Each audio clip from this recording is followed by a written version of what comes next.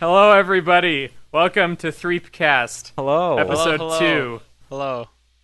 We have a very high success rate so far. We've made it one episode so far, and we're in the middle of making a second one. And we have not died yet. Yep, that's right. Who knows? You might even get lucky and listen to a third one later on.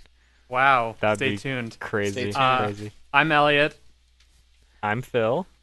And I'm joining Anton. us for episode 2, Anton is here. Anton is here with us recording. The man, the myth, the beard. It's Anton. It's Waluigi time. It's never Waluigi time. Anton, do you want to introduce yourself since this is your first time on the cast? Well, I'm Anton Ridgway, also known as Bobbin Threadbare.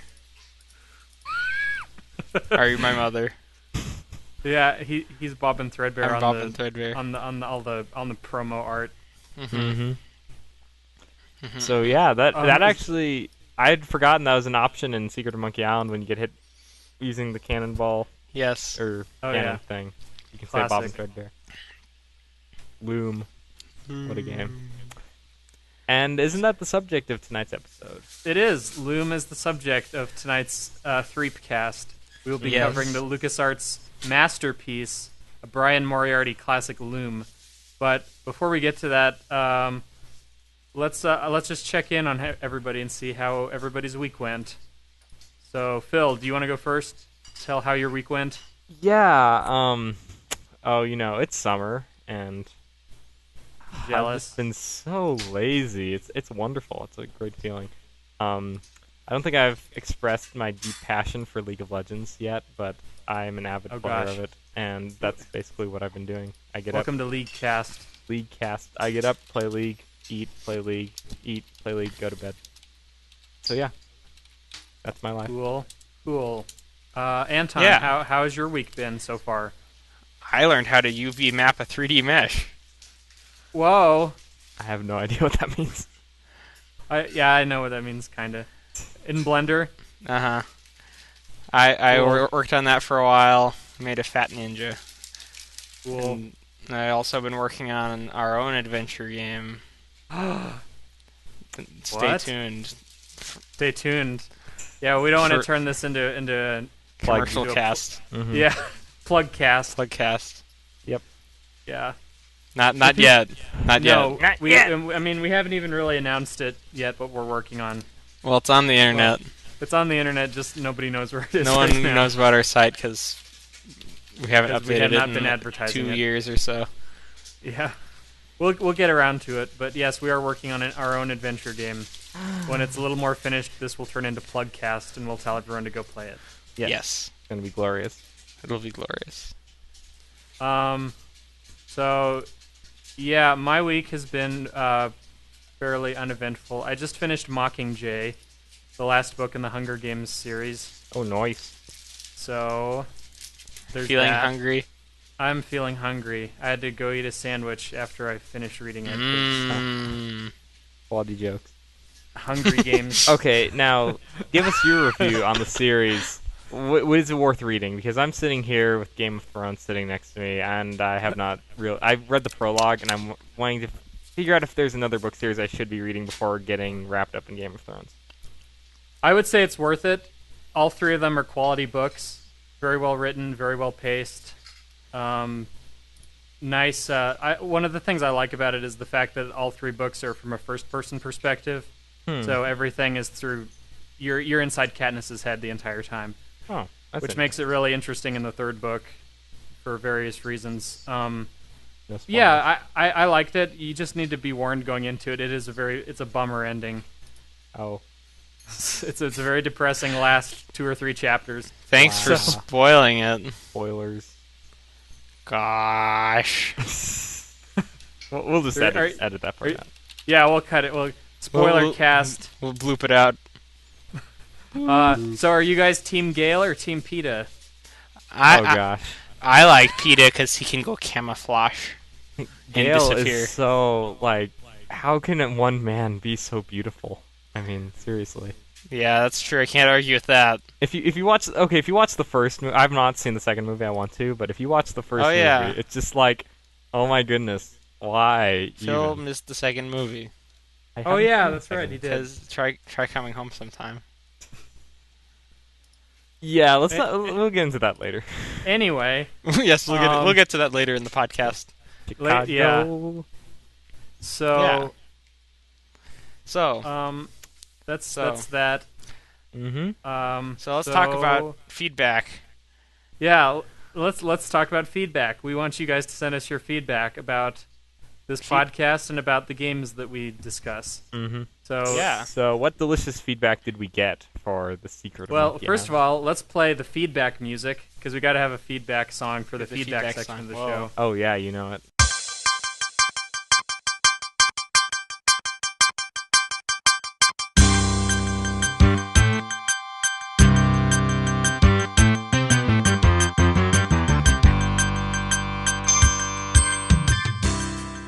And on this episode of Threepcast, we have no feedback. Yay! We got some Facebook feedback from fine friends on Facebook. Mm-hmm. That's true. That's true. That's true. We didn't get any through the email, but we did get some on Facebook. Yeah. It's just some general. Mm-hmm. I don't know. I feel like that's patting ourselves on the back if I read that. Good job. Good job.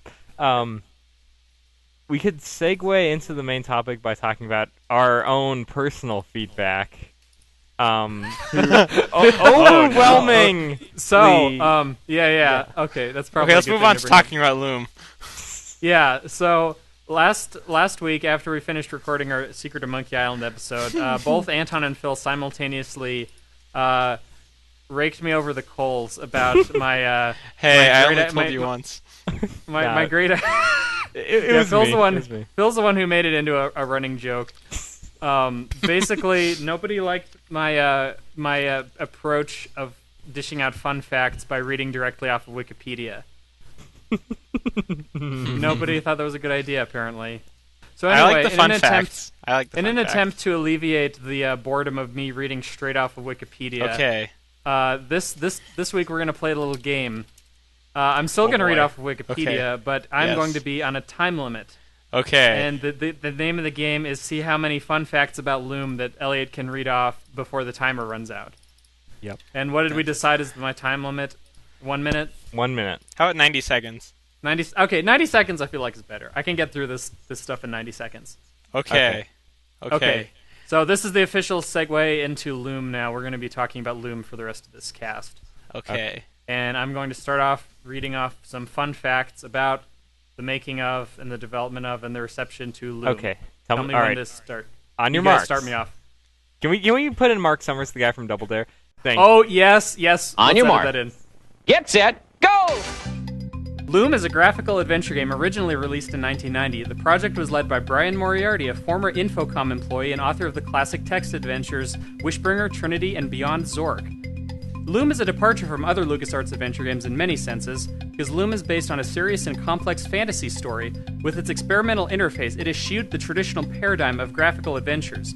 Loom's gameplay centers around magical 4-note tunes that the protagonist, Bobbin Threadbare, can play on his distaff. Loom was also the first game to follow the LucasArts game design philosophy, TM, which states that the player will never be killed or forced to restart the game. Originally, Loom was the first game in a trilogy. The two sequels planned were titled Forge and The Fold. However, Loom's original development team were now all working on other projects, and as Lucasfilm Games was a small game company at the time, no one else could be found to do it, and so they were canceled. The game was reviewed in 1990 in Dragon number 159 in the Role of Computers column. The reviewers gave the game 5 out of 5 stars. Scorpia of Computer Gaming World approved of the game's graphics and gameplay, but said that as an adventure game it is just too lightweight. She stated that the game was impossible to fail with very easy puzzles, but that the linear gameplay resulted in no freedom of movement. While praising the story, Scorpia wished that Lucasfilm would have given it an epic treatment instead of Loom's simplicity. Game Rankings gave Loom a combined rating of 75%, based on 6 professional reviews. The most repeated criticism of Loom is the short length of approximately 2.5 hours of gameplay. Ding, ding, ding! Was that 90 seconds? That was 90 seconds. Oh my goodness. I did it. Well done. I did wow, it. So that was pretty exact. It was. It was beautiful. I cried a little. You guys only had to put up with 90 seconds of Wikipedia this time. Yeah, woohoo. Instead of, 10 minutes last Only time. bald people read Wikipedia. Wow, gosh. Shots fired. Okay, So I didn't realize that Brian Moriarty was from Infocom. Yeah, he used to work at Infocom. I want to go hunt down his other games. Yeah, for those of you who aren't up on the adventure gaming scene, Infocom was the developer of older adventure games before they started adding pretty pictures to everything. Zork's text? probably their most well-known text adventure game. Mm-hmm. I think we'll get to text adventure games eventually, right? Yes. I might bow. It'll be a blast from the past. I might We bow should out for those. We should at cannot least text. do the first Zork. I feel They're like. they're fun. You just have to have so much pencil and paper No. and so much trial and error. I was a little surprised when I got into Loom because I didn't really remember what the gameplay was like. I was surprised that I had to dig out a pen and paper to get through it. Oh yeah, I know. So yeah, that gives us a nice segue into talking about Loom. So does anybody want to go first? I will go first, jump into the icy waters of Loom, and say that I thought it was really... Okay, I don't know if just because I'm not playing enough of the right games these days, but it felt so much more atmospheric. Just, like... It felt so good that they had this entire world and, like, different things that happened in the world. Like, it had its own rhyme and reason and... guilds and stuff. Like, there's the forgers and the shepherds and all the glass makers, but they don't explicitly, like, beat you over the head with the exposition. It's just sort of, you figure it out as you go along. And maybe they would have done that in the sequels if they had come about, but man, I just love the feel Loom has. Yeah, I kind of agree. I like the way that they don't outright explain everything to you, and they just kind of let you figure it out from the context. It's like the entire first segment of the game, the whole tutorial segment has no dialogue after the inciting incident at the first. Right. It's like all the figuring out how to learn spells and learning the first couple, and then figuring out how to leave the island is all done without any dialogue. Right. You're just left to explore on your own. Yeah. Yeah, I mean, that was also on my list of things I wanted to talk about. What you guys both brought up is how the game just kind of throws you into the middle of things. And there's no formal exposition to explain, oh, here are the rules of this fantasy universe. It sort of lets you figure out everything by inference. And sort of the way the game is structured, too, it's like this really quick overview of, oh, well, here's the guild, here are the weavers, here are the glassmakers, and it's just sort of like a... kind of skirting over the top of what was probably a much more detailed fantasy universe that we probably would have gotten to explore more if they'd gotten to make the other two games.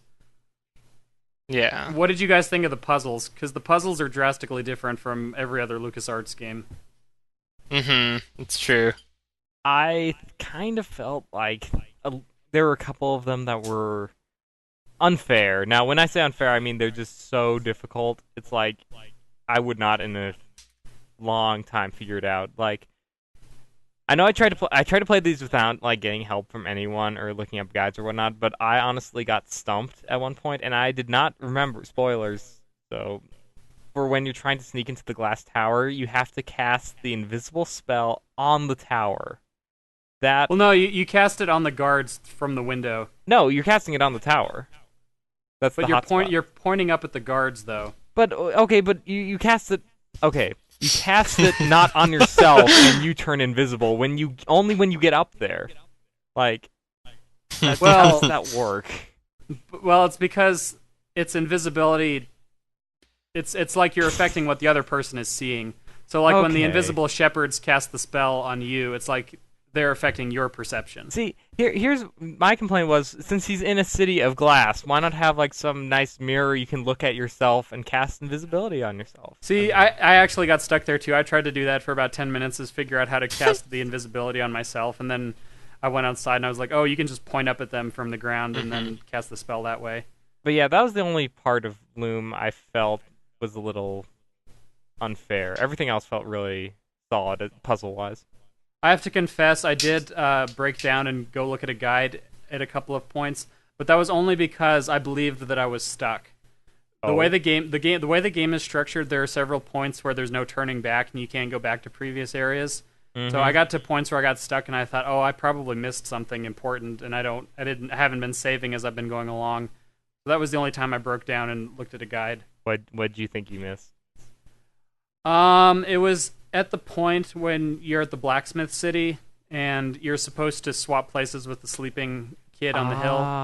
Yeah. And I was under the impression you couldn't. I sort of vaguely remembered you had to get the reflection from the cave, but I thought that you couldn't get back to that area because there's a part in the cave where you like slide down a ramp, and Bobbin says, "I'm not going back that way."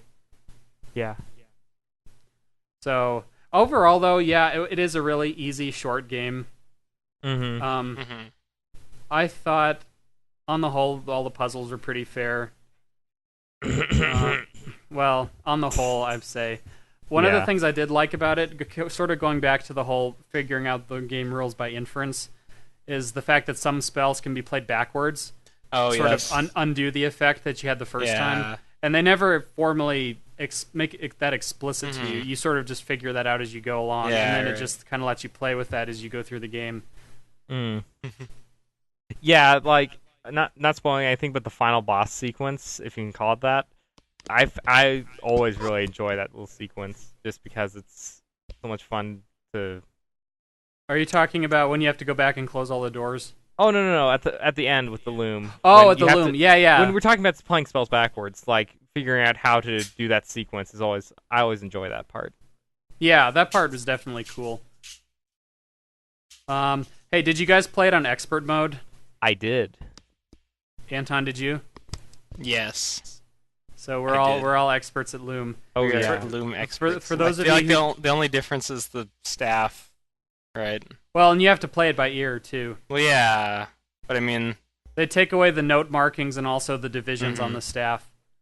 So basically, in Loom, each spell you cast is a 4-note musical tune, and basically, when you start the game, it gives you 3 different difficulty settings, and then if you go to expert, it takes away the divisions for where the notes change on your staff, and then it also takes away the letters. So everything, all the spells you hear in the game, you have to figure it out by ear. Yeah, I really enjoyed that part. I thought that it was, I don't know, it felt kind of like artificially lengthening the game, but also I just enjoyed it. Just having that kind of ear training is always fun for me. Yeah.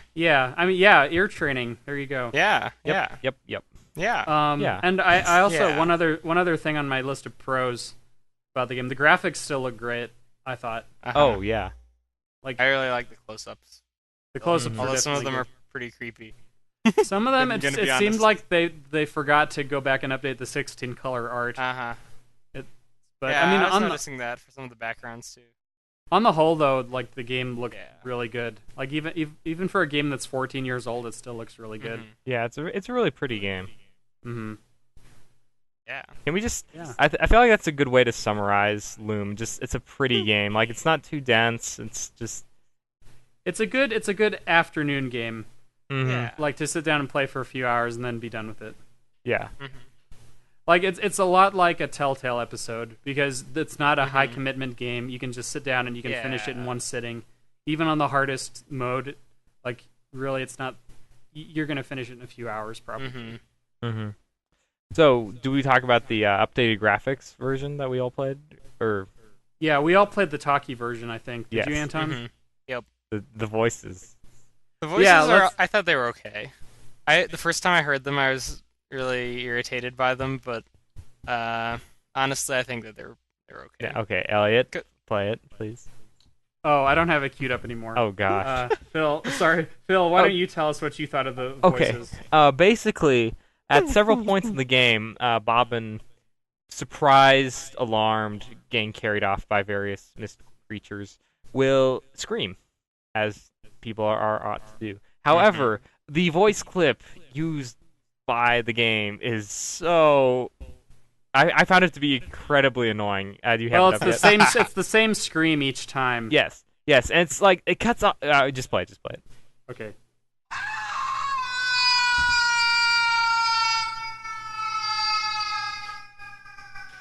Except, it never gets that far. Whenever I played it, it never got that far. It always plays just the cut first off. 2 seconds and then cuts off. It would get cut off, and it was...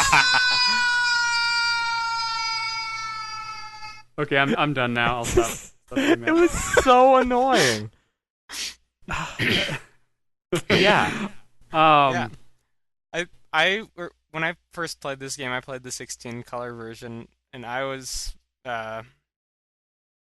really impressed by the atmosphere in that, and I feel like having just text kind of contributes to that a bit because it's leaves it up to your imagination, and you have to fill in more of the gaps in your brain, and it gives it a little bit more. I don't know. Yeah, I think I know what you're saying. I mean, definitely you feel it more because you feel It's sort of a more isolated experience. More I like think. reading like reading a book. Yeah. Yeah. As opposed to seeing a movie or. Right. Yeah, that's a good analogy. Yeah. So in that sense, I like the original version maybe the best, but I think that the voices are not bad. Well, I've and that played was games with much worse voices. The 16-color version that had no voices was the version we grew up with. Like, that was Anton. That was the version you got. Gotta be fair. Your birthday, wasn't it? For your 10th birthday. In the big box. In the big box. Do we want to tell that story on this podcast? Okay. Well, tell on. Basically, I don't know the story. Okay, so basically, it was around 2002 when we first started getting into LucasArts games, and I really wanted to get the classic LucasArts Adventures box set, which had Maniac Mansion, Zack McCracken, Indiana Jones and the Last Crusade, Loom, and The Secret of Monkey Island. But my birthday had already passed at this point, and so basically I cajoled Anton into getting this game, or this set of games for his birthday. And then after we got it, I tried to subtly abscond with it at every turn. So I would steal a hint book from him and put it on my shelf, and he'd have to steal it back. What? I remember this. This Yeah. was great. I was finally just like, well, you can have it. Well, and then I you did felt bad finally later and you return gave it back. to you. I realized the error in my ways. Wow. You're such a jerk. I was a jerk. back then. Oh my I have another funny Loom-related story from growing up. Okay. There's this piece of footage on one of our old camera tapes.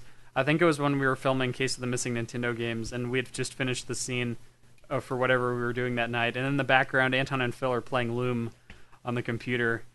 And you can hear them arguing because Phil skipped over the first cutscene. He wasn't really paying attention to what was going on. So you can hear Phil loudly saying, "What's this story?" And then you can hear Anton saying, "Well, you have to watch the story to find out what the story is." Wow. Yeah. You're the best. Well, it's common sense. Funny Straight stories man. from the Ridgeway archives. Wow. Wow. Wowzers. So the music. Do you guys want to talk about the music for Loom? Oh my goodness. The music. It's all Tchaikovsky. They used excerpts from Swan Lake, and I think that kind of adds to the atmosphere that you were talking about, Anton. Mm-hmm. Definitely. It does give it a very kind of surreal, otherworldly kind of feel to it. Yeah, and comparing it to like Secret of Monkey Island, where all the tunes are very catchy, like very rhythmic. Right. The fact that it's all excerpts from Tchaikovsky is just it has so much more weight. It gives The it a more of audio an does. epic fantasy feel. Yeah. It definitely. Mm-hmm. Definitely. It's just. It's a cool fantasy game. It is a very cool game. Yeah. Very pretty. Very cool. Yeah. Very pretty. Yeah. Very cool. Yeah. One final gripe that I have with Loom is the ending, and I realized that it was intended to be the first in a trilogy, but man, that ending is just such a. It kind of it's like. It's in the same category as Monkey Island 2's ending, but not quite as annoying as Monkey Island 2's ending. Well, it's because Monkey Island 2 eventually gets resolved with the later ones. That, and you don't get nearly as invested in Loom as you do in Monkey Island 2, because you're only with Loom for 2.5 hours. So when it ends and it's on a cliffhanger and you realize, oh, there's not any more, you're like, okay, I'm fine with that. Whatever. Yeah. I would love to know where they're planning on taking Loom, because again, this is such a cool universe, and like, I would have loved to have more games from it. Well, funny you bring that up, because something I did want to talk about. I mentioned earlier in the Wikipedia fun fact section that the intended 2 games that were going to follow Loom were called Forge and The Fold. So some fans of Loom have taken it upon themselves to make a fan game of Loom and continue the story. So there's a website, forgegame.com, forgegame.com, and this basically the Loom sequel. Basically, they're trying to finish the story. Let me see. I was not aware of that. Yeah, looks like they're still going. Yeah, I honestly don't know anything about this game. I just kind of looked it up. Oh, they've got a little progress meter for how far along they are. I'm trying to find some screenshots, because I literally know nothing about this game. I just kind of stumbled across it while I was doing research for Loom. Oh yeah, okay. So the screenshot. Download Chapter 1. They are Oh, can you download it? Yes, you can download Chapter 1 right now. Sweet. Oh. It's only 171 megabytes. This game follows Rusty, who has taken it upon himself to rescue his family and home. Yeah, so it looks like they're trying to model the graphics after the 256 color version of Loom, and kind of go for that same early 90s DOS quality with the graphics. I wonder, do you think they've contacted any of the actual people on the development team? That's a good question. It's pretty cool, though.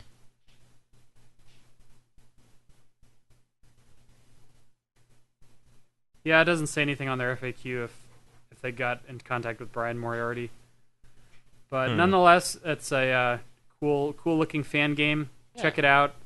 We'll try to check it. We'll try to give some attention to some of the fan games that have cropped up from out of LucasArts, original LucasArts adventure games. I really want to play this now just to see how it's going. I had no idea. So, yeah, I think I pretty much covered everything on my my list of stuff I wanted to talk about for Loom, or if I didn't, you guys brought it up. So, right now you can buy Loom on Steam for $5. Would you guys say it's worth the $5? Yes. Yes. It is worth the $5. Phil, what do you say? I would say yes, it is worth the $5, but it's not one of those adventure games you're gonna keep going back to. It's an experience I think every adventure gamer fan needs to do at some point, but right. I don't think it's worth $5, but not really worth much more. Wow, Phil. Yeah, what a glowing review. Yeah, how are we gonna rate this? I think I could count on my fingers the number of times I've played through Loom. Yeah, that's true. I've only played the talkie version twice, counting the playthrough for this podcast. The first time I played it, actually played the talkie version before this. Well, yeah, because before it got released on Steam, originally the talkie version was really hard to track down. I remember I paid a ridiculous amount of money for it on eBay, and then we had to ship it in from Great Britain because it was ridiculous. So it was really hard to track down originally. So, but now you can get it on Steam for $5. So, yeah. So, Anton, on the last podcast, we decided that we're going to arbitrarily do a rating system of 100%. Okay. So, on a scale of 100%, what would you rate Loom? I'm going to give it a solid 79 out of 100 drafts. Yeah. That must not be the right draft. It might help to point at something first. Oh my goodness, no. Yeah, that voice did get... That voice I'm dropping my score now to 75. That's just for the talkie. Just for the screaming and Bobbin's incessant nagging at me to point at something when I just wanted to shoot spells into the air. Yeah, well, the voices kind of had the quality of a fantasy radio play where all of the actors are trying way too hard to sound fantasy. Exactly. They're way too into it. But I enjoyed that. Really? It just, I feel like 75. I'm gonna give it because it kind of reminded me. It's really good, but again, it's so short, and the puzzles are kind of one-trick ponies a little. Yeah, I feel like it definitely made a big impression on me growing up.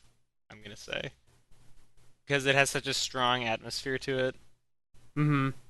I thought it was really cool. Even though it is kind of not as good as other adventure games. It is very surreal, for sure. It has a great feel to it. One thing I did want to bring up before we got away from reviewing entirely, sorry, I totally slipped my mind.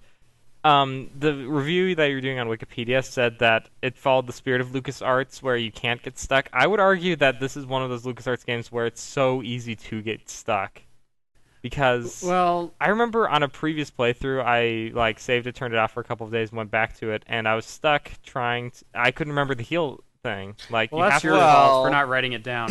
Well, yeah, but all I'm saying is you can get stuck. Oh, okay, but that's only because it doesn't manage your inventory for you. You have to manage your own inventory in reality. I know. I'm saying I kind of like that, maybe? I wonder if it is actually... I mean, aside from forgetting to write spells down, I wonder if it is actually possible to get stuck to where you could miss a cue. Like, if you just weren't paying attention, you didn't, pick up a spell where you were supposed to or something like that. I think you can play spells without having heard them. Maybe. Yeah, I think I tried that because I thought that I got stuck, when you have to switch bodies with the kid.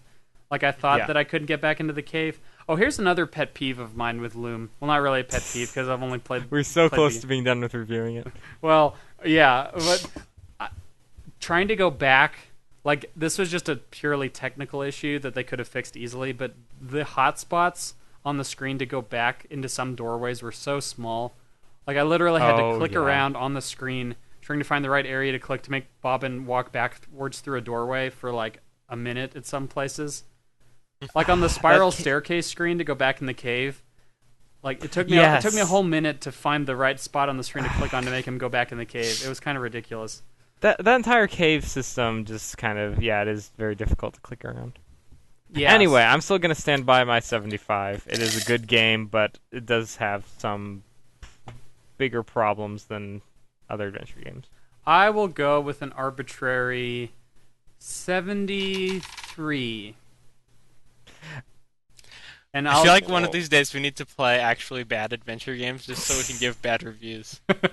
Well, we are. I do want to get to King's Quest V on one of these. Let's play Sam and Max Telltale. Hey, Bone. Let's not go there. Let's not go there. Telltale Texas Hold'em count as an adventure game? Please say it does. I want to hang out with Ted. I want to hang out with Ted so much. Ted Theodore Dudebrow. Hang with Ted. L-A-M lame. You can't even spell lame right. I know. We'll play Discworld. That'll fix it. Oh my goodness. Yeah, we're gonna have to. So this is probably a good point in the cast to just discuss which game we're gonna play next week. No, you're going to be gone next week, aren't you? Well, only for the weekend. I'm going to be out of town for the weekend. I'll have time to pick up another game during the week. My vote would be for Monkey Island 2, because I want to get back on track going forward with LucasArts games. And go in order through the rest of the LucasArts library. That would be a good excuse for me to buy the special edition. Right. But I like... Monkey Island 2 is such a good game. It's a long game, though. It's a long game. It's such a good game. I'm not sure we want to do it for our third episode. Wow, Phil. Well, such a good game. We'll play Maniac Mansion without looking up guides. No, please no. I don't want to go through Maniac Mansion without a guide. Pick 3 characters and do your best. Well, technically, you can just get the ending where everyone dies. That's an ending. That's a valid ending. True. Everyone gets... I guess you can't get everyone trapped. I mean, in the Stanley Parable way of thinking of things, that is a valid ending to the game. Yeah. Can we review Stanley Parable at some point? That's not an adventure. Should we? We should skip randomly to a modern adventure game like Portal or Stanley Parable. Just keep skipping around. Yeah, let's just jump all over the place. Well, next stop everywhere. What we need to make a list of adventure games and spin the big random wheel of adventure games. Well, if people... Actually, okay, we did get one piece of feedback from somebody asking us to do a Full Throttle episode. Whoa. So if we want to be a crowd pleasing podcast, we should do Full Throttle next.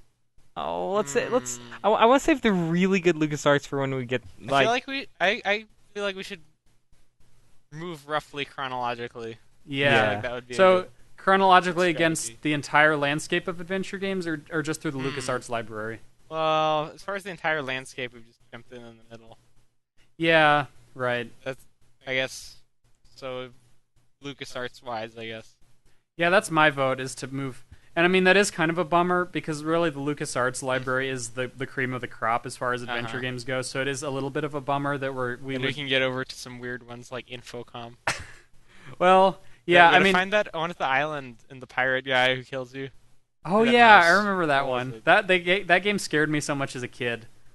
Like, I don't even remember what it was called. I don't either, but it was this text game where you're a pirate, and then if you can randomly go into this hotel room, and then this guy will like stab you. And is it called Plundered Hearts? It might have been. I just remember that freaked me out so much as a kid that I like shut the computer off and ran out of the room. For Halloween, can we do an episode on spooky adventure games? We should do Phantasmagoria for Halloween. Oh my goodness. Okay, let's get back on track. I was going to say Captain Bible, but whatever. We need to do a Captain Bible episode for sure. Okay, let's get back on track. Do we want to do Monkey Island 2? My vote is for Monkey Island 2. Okay. Yeah, I think that's kind of, no one else has better ideas. And for the person who gave us a little bit of feedback earlier this week, we will get to Full Throttle eventually if we keep moving through LucasArts chronologically, which is really my preference. Okay, so now you got to tell, how do we get this game? So we already told. Monkey Island 2, that is. Monkey Island 2 is another easy one because it is also currently available on Steam. It is the special edition of Monkey Island, which we're not really going to be covering. We're going to be covering the original 1991 version of Monkey Island 2. Let me see. It is $10 on Steam to get Monkey Island 2. And the great thing about these special editions, I think I mentioned this on the last episode, but you can switch back and forth with just one button between the updated HD version of Monkey Island and the original pixely version from 1991, and you can play the original totally as is with nothing changed. Actually, I think they did change a couple lines of text, but that's kind of a nitpicky thing. Mm-hmm. Like I thought you were going to say Dominic Armato's handsome voice on Guybrush. Yes, if you really, one of the brilliant things they did for the Monkey Island 2 Special Edition is they made it so you could leave the new voice acting on when you switch back to the classic version. Because in the Secret of Monkey Island Special Edition, you couldn't turn on the voices in the original, so you just had to look at the text if you wanted to play the original version. But you can keep the voices on the classic version, which is like my favorite thing ever.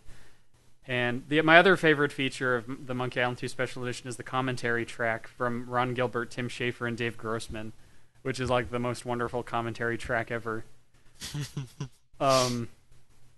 So yeah, Monkey Island 2 is on Steam. You can also, I think you can buy a physical disc if you're into that kind of thing. Mm-hmm. But it's on Steam for $10. And sweet. Loom I have reservations about recommending to people, but Monkey Island 2 is pretty much a no-brainer. Oh yeah. Everybody needs to play this game.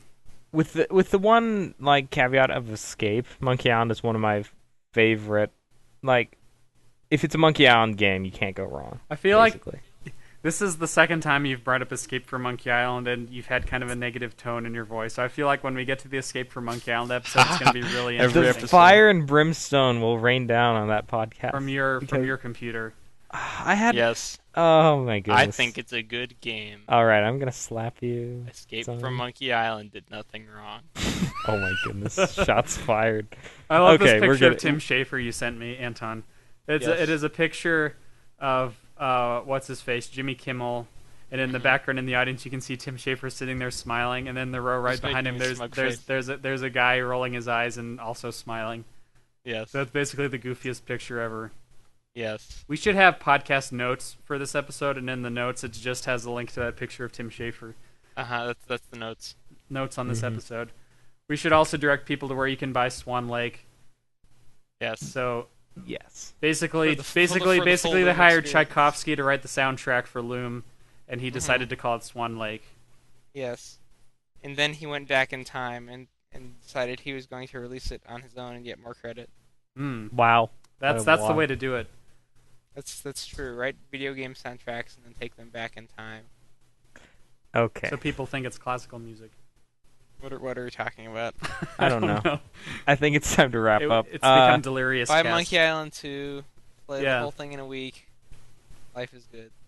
Do we have a game for our avid listeners this Yeah, week? Monkey Island 2. That's what we've been talking about. For No. the last I mean like a little podcast, like submission email. Whatnot. Yeah, here's the game. Play Monkey Island 2. Send in your feedback to podcast@ridgewayfilms.com because we'd love to hear from you. Send us your pirate name. And you can always contact us on the Ridgeway Films Facebook page or Twitter. Yeah, and send stuff. us your pirate spitting contest handle. What's your handle, bro? What's your handle, bro? I'm Speedy Magoo. I think I would call myself Sergeant Hawkins. Just saying. Oh, that's a good one. That's a good one. Stephen Hawkins. Stephen Hawkins. Oh, that's even better. Yeah, I'm not feeling too inspired right now to come up with my own handle. Oh, but okay. If I come up with one, we have to go by our handles on the next episode. Okay. What was yours, Anton? Spitty Magoo. Spitty Magoo. Yeah. Bill, you took the best one. Yeah. Hawkins, man, I don't think I can top that. Well, you can. I'll just go with the kind of rapper atmosphere. Just go with the one-word name and go with Splooge. Whoa. Splooge. It's the Splooge. The artist formerly known as Splooge. The Rappin' Pirate. The Rappin' Pirate. That'll be my handle. Okay. Hey, yo, no man. Oh my goodness, we get to talk about Captain Dread. Okay, we're getting ahead of ourselves. Can we just have one podcast just for Captain Dread and then have Please. another one for the rest of the Dreadcast. Dreadcast. You just talk about Captain Oh my Dread. goodness, I'm gonna use a Jamaican voice next podcast. Yeah, we should just all talk in a Entire film. Jamaican voice. Make a Hey, you know separate- man, Monkey Island 2, it be a crispy game, yo! Crispy to we'll the just make a- maximum. We'll just re-record every episode like in parallel as we release them, except we say the same things in a Jamaican accent Yeah, you know man. for all of our Jamaican listeners. It's racist. If you live in Okay. Jamaica, please send us your feedback, podcast@ridgewayfilms.com. Don't hate. Don't hate, Relate. relate. Please rate and subscribe. Please rate. And Yeah, we're on that's iTunes the other now, thing. We're on aren't iTunes now. Thank you. Yeah, we Swag. were officially added to iTunes. They finally got all the information transferred over, so you can see our pretty little icon. Can you see the pretty icon? You can see the pretty icon now. That was not there for several days, and now it's there. So we are now on iTunes. I'm gonna see if we can get added to Stitcher pretty soon. Yeah, we're moving up in the We're world. moving up. Our podcast is. I'm actually surprised that it went through so quickly on iTunes, because when I originally sent them the RSS feed, our website pulled in a lot of junk MP3s. So originally our feed looked super sketchy when it went to iTunes, but they still accepted it anyway. Nice. So Cool. there you go. I'm sorry, the term RSS feed has been ruined for me by Man, By of, Man Steel. of Steel. It's on all the RSS feeds too. The network has an internet. The network has an internet. You're hiding it behind a router. Oh my goodness. Oh. We need to have an entire separate podcast just to rant about Bad movies. bad technical. Dumb super. Can we just have a podcast to rant about superhero movies these days? Like, Well, They're so bad. so bad. if you have information and feedback about superhero movies, be sure to send it to us. We will read it. We will read did anything. you guys Can go we put see all this in the Spider-Man program 2? notes? No, I haven't. Yeah, don't. That's what I heard, and as such, Oh. I have not seen it. It's pretty. That hurts. Yeah. Gets me right here. Well, when Captain America 2 came out, everyone I talked to was like, "You definitely need to see it. This is a great film." And I was like, "Okay, I'll put it on the list." 2 weeks later, everyone's like, "No, it was actually pretty bad. You should never go see this movie. Just wait for DVD." I'm like, "What do you people want? Yeah. Meanwhile, the Lego What do you movie. want from me?" There is a little bit of a euphoria when a new movie comes out where everybody wants to like it really badly, and then it wears off, and then everybody's sort of like, yeah, it wasn't that great. Uh-huh. Yeah. You're Guardians so- of the Galaxy is not even at the euphoria, I so I can't imagine what's going to happen to it after it. I liked the new trailer for Guardians of the Galaxy. I was It not was about less- Guardians less of the ba- Galaxy less when the bad. first trailer came out, and now I'm more about it now that the second one is Yeah. coming out. I'm okay with Groot. We've gone so far off track. It's No. like, It's where because are we? If only there were a Superhero cast. Guardians of the Galaxy adventure game, we would become topical again. That's true. I wonder if there are superhero adventure games. There's a Doctor Who adventure game. We need to cover that at some point. Just saying. True. Yes. Doctor Who. I am okay. Can we please do Pro ABC Murders, right, Anton? Oh, that was a great game. I would play that just to review it. I don't know if I could get through it, but I could try to play it. What are you talking about? Math puzzles are best. It hurt so bad. I tried to play it and I couldn't even do the first puzzle. Okay, we should probably wrap this up. Okay. Yeah. Okay. So it's been fun. Yes. 2 episodes down, Yeah. Woohoo. a million to go. We're getting through them. Yeah. When we get to podcast 1,000,001, we're gonna have to retract that statement. Yeah, Whoa. that is true. Or no, that would be 1,000,003 or something. I don't know. Yeah. So, thank you for listening to all our ramblings and our the discussion rambles. on Loom. Next week's Monkey Island 2. Yeah. Please rate. Let us know how we did. Please send your feedback. Thank you to those of you who have sent feedback so far. It is appreciated. And thank you for those who listened to this far. And Yeah. You are real troopers. Well, I salute you. Stay honestly, tuned. most podcasts I listen to while I'm driving. So when people go You're off kind on of forced to listen to. well, not so much that, but when people go off on random rabbit trails about stuff, it's actually kind of fun because it feels like hanging out with some guys just kind of shooting the breeze. Can we end this podcast with hanging out with the family? Oh Hanging yeah, out. let's It's a have that be the closing. party. Let's have that be the closing tune. So Okay. you've just been hanging out with the Ridgeways. Oh, should it be the original from Birdemic or should it be the live version from Iguanas? It should be the original. Should be Gosh. the live version. Jeff's gonna be cheesed when he hears that Do the live version. live version. Yeah, it's The better. live version. Okay. I'm alive. All right. So right. you've been hanging That out was- with the Ridgeways on our Woohoo. totally on track second Totally episode. topical. All about Loom. Not about It's all superhero about Loom. movies. We were all true bee weavers. And now We are swans, beautiful swans flying Now, off into the sunset. that Oh. ending. That No. ending. Can hey guys, help me name this episode. What are we gonna name it? The Loom Kaboom. Yeah. What is the first one called?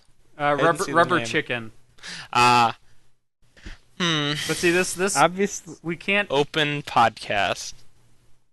We'll call it ACBC. We'll call it Are You My This Mother? point at Yes. something first. Point at something. Call it No, I was trying to figure out how to work that into the title, but I couldn't. Point at something first. It won't help to point at How something. about ask me first. about Loom? Okay. Okay. I like that. Yeah, do Because that. we're all about every episode title should come from Secret of Monkey Island. It should. Yes. Hey, that's from Curse of Monkey Island. No. That's from No. Secret. That's definitely Secret. No. Curse of Monkey Island. The guy, the Loom guy. Is that the same guy? It is. No, you're thinking of the guy in the restaurant who has the button that says Yeah. "Ask me about Grim Fandango." Yes Oh. I am. Sure. So when we get I to give Grim my- Fandango, that episode needs to be called "Ask Me About Grim Fandango." And then Yes. when we talk about how do I buy this game, we'll just be like, We will laugh my in your goodness. face And and, then- tell and you to then shell out $100 on eBay. Then in our podcast notes, we'll have a link to a secret download. We have gotten Secret so... torrents. Oh, hey. So for each episode of LucasArts that we do, where the game is out of print, we should have a segment on the show where we call the LucasArts helpline and call Yes. them and ask them where to buy the game. Do they have a helpline? I think we'd have to call Disney. Well, no. I mean You that'd be gotta the call joke it because Mickey LucasArts Mouse. is closed now, but their website is Yeah. still up. So I mean that'd be the joke is Ah. no one would pick up. Oh, they still have a careers page on their website. That's a laugh. Wow. Let's see. Let's see. If you want to go work at LucasArts, here's what you need to know. No results matching your criteria. So there you go. Well, there you have it. LucasArts has a bright, shining future ahead Rip of it. LucasArts. Oh my goodness, this has been rambling on so Hey, long. we are back on LucasArts now instead of Super. Oh, it's all connected. It's all connected. Hang on. I'm going to walk you through this. Comic book movies. Marvel. Disney owns LucasArts. Whoa. And Marvel. Whoa. Disney. And On your mind. Disney. It was all connected. all Disney roads- is the missing link. All roads lead to Disney. Disney owns this podcast. LucasArts does still have a technical support hotline on their website, so we should totally call them when we get to the first LucasArts game that's out of print and you can't get it anymore. Okay. We'll just make it a segment of the show calling LucasArts. Yes. All right, so you guys have a lot to look forward to now.